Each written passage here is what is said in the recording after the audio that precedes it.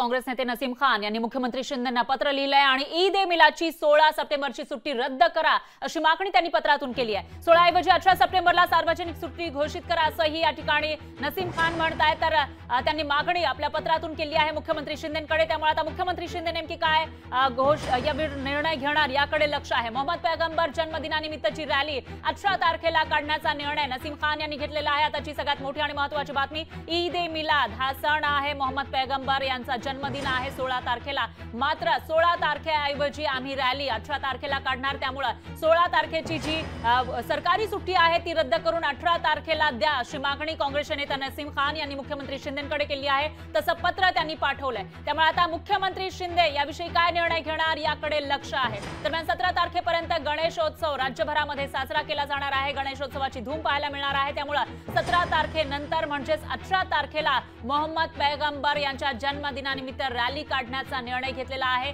आरिफ नसीम खान यांनी। आणि त्यामुळे 16 तारखेची जी सरकारी सुट्टी आहे ती रद्द करावी आणि 18 तारखेला सुट्टी द्यावी अशी मागणी त्यांनी केली आहे।